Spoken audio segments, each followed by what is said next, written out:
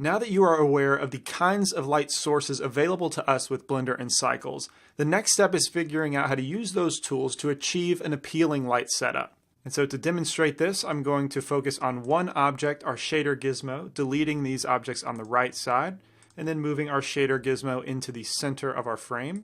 And then I'll hit Shift Z in the viewport to enable viewport rendering. And I want to turn my world all the way to black, or click Use Nodes and take my strength to 0, so that we have a fresh slate, no lighting whatsoever. And the 3-point light setup is made of 3 components. First, the key light, then fill light, and finally backlight or rim light.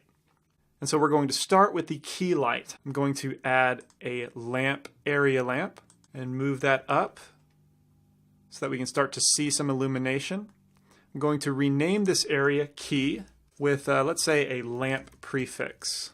All right, now I'm going to jump back to our solid viewport shading, and let's talk about the position of a key light. With a typical 3-point setup, this is going to be in front of our object, aimed directly at it, and then perhaps off to the side a little bit.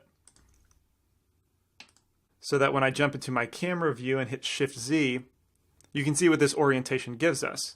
And the purpose of the key lamp is to be the primary source of illumination for the subject. It sets the tone of the image, where in the current position, it's kind of floating in the middle of being neutral and being dramatic. But we can play around with this. I'm going to choose my 3D cursor as the pivot point, and then in the viewport hit RR twice, so that we can start to pull our light around. The further we go to the side, the more dramatic the lighting becomes, with the shadow becoming thicker and more prominent on our surface. If we continue rotating around, it gets more and more dramatic. Whereas if we keep the light towards the front, we're not leaving much to the imagination. Rather, we're lighting the whole thing up very obviously.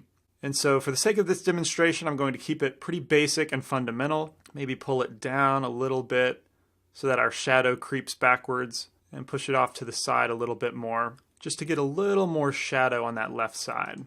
There we go, I think that's fine. Now jump over to our object data properties, and let's try tweaking the size of our area lamp. As we creep up, our shadows will soften.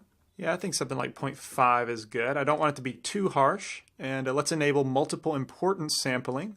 And then what about our strength? Let's double that to 200. Perhaps that's a little too bright.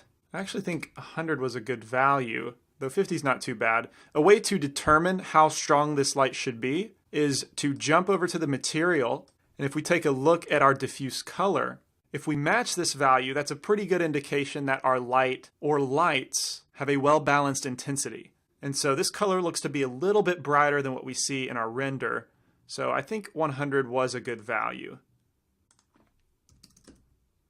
And I think that's good for our key light. Next we'll look into the fill.